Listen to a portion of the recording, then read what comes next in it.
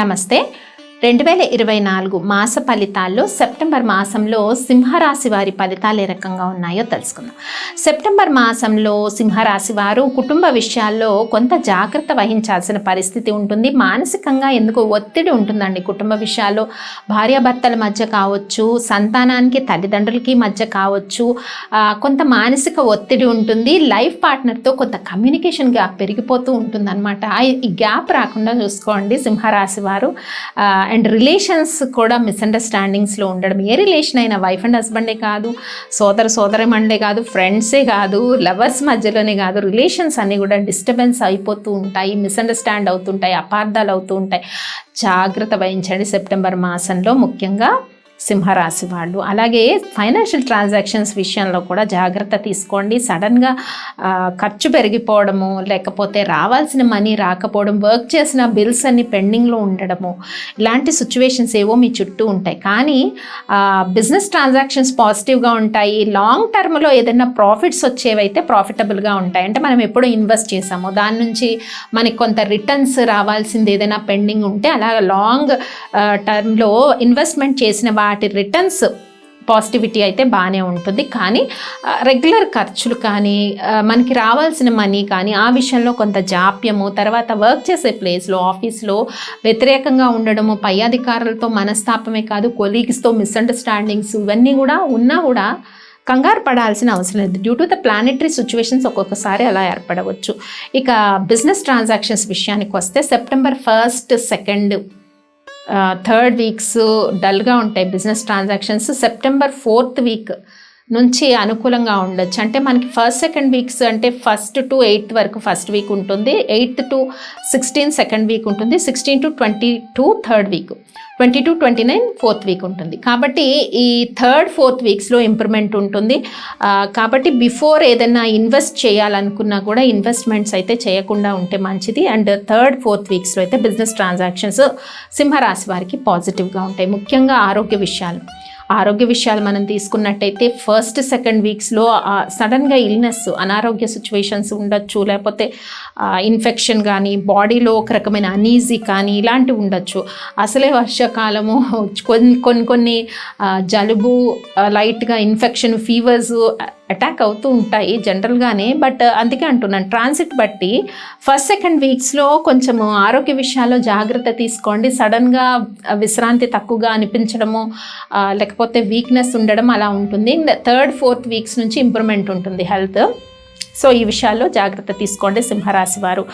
అయితే చేసుకోవాల్సిన పరిహారాల్లో ముఖ్యంగా మనం తీసుకున్నట్టయితే సింహరాశి వారికి వెంకటేశ్వర స్వామి ఆరాధన చేయడము చాలా మంచి ఫలితాన్ని ఇస్తుంది. గోవిందనామాలు పఠించండి. మాసంలో వెంకటేశ్వర అష్టోత్తరం పఠించండి, గోవిందనామాలు పఠించుకోండి.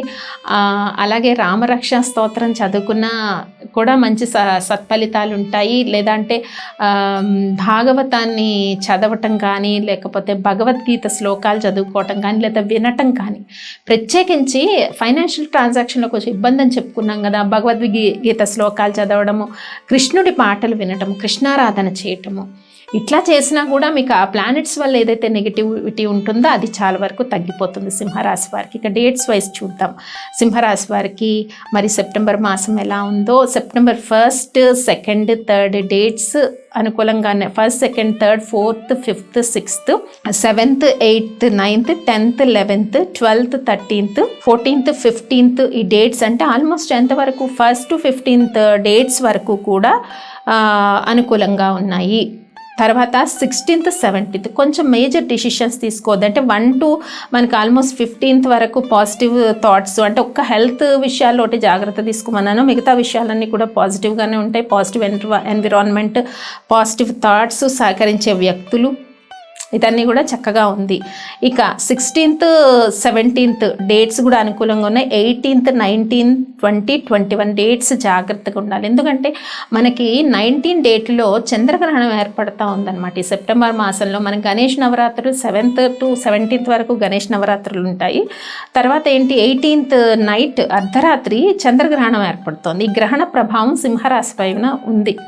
సింహరాశి వారి పైన ఉంది కాబట్టి సో ఇందాక చెప్పుకున్నట్టు శత్రువులు ఒక్కోసారి ఆధిపత్యంలో ఉండటము, అనారోగ్య సిచ్యువేషన్సే కావచ్చు, ఫైనాన్షియల్గా కావచ్చు, రెస్పెక్ట్ తగ్గడమే కావచ్చు, ఎందుకో మీకు లోడ్ ఉంటుంది. 18th to 21 డేట్స్ చాలా జాగ్రత్తగా ఉండండి.